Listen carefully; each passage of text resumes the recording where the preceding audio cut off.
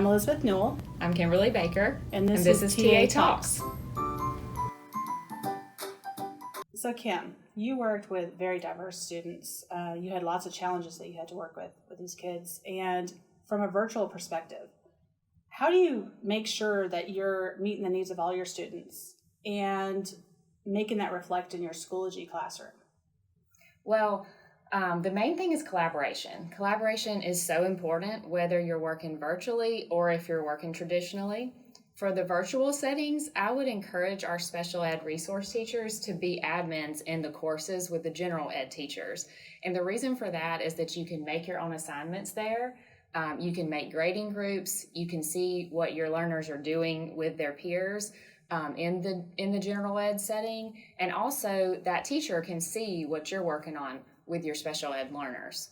Let me show you a few things that you can do in the Schoology course. This is an example course where I'm enrolled as an admin. If I click on members, I can see who all is enrolled.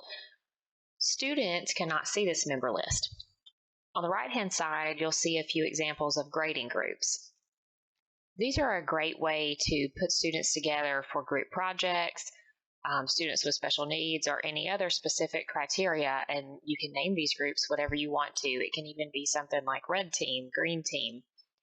You can move students in and out of those groups as needed without needing to change the names of the groups. To add students, you would click here to add a grading group, and then you can click on whoever you would like to be in the group, or you could even go up top here and type in their name. You can put in whatever you would like to name the group and click on Create Grading Group. Simple as that. Doing this allows assignments to be given to specific groups of students, and it groups them together in the gradebook as well. And like I mentioned, you can assign items to these groups specifically, or you can even do that with specific students. So I'm going to click on Materials here and add something. So I could add a folder, an assignment, a quiz, even just a link, maybe a Zoom link for you to have a meeting space with just certain students, whatever you want to add. Let's say I click on Assignment. It's going to open something that looks like this.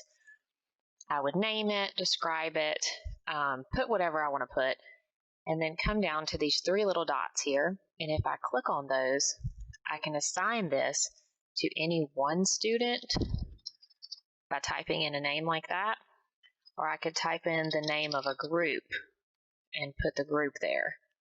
So this is a great way to differentiate instruction. There are so many resources out there outside of this. Schoology itself has a lot of help documents that you can find even just by Googling that.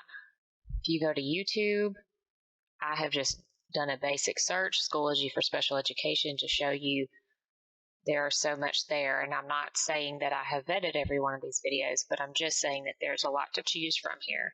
A couple of pages that I do like. This one here, Bilingual Uho, I think. This is an ESL teacher, but she does a lot of videos about embedding things into Schoology and making assignments for all different types of learners. And then also this one here, I'm not going to try to say that last name, but she has a lot of great videos too if you're looking into doing these types of things with Schoology. There's a lot out there. Another resource I really want to point you to is the Live Binder that you've heard about, the Digital Learning Repository. You can see here that there are a lot of Schoology help videos and so many resources up here. We will make sure you guys get this link.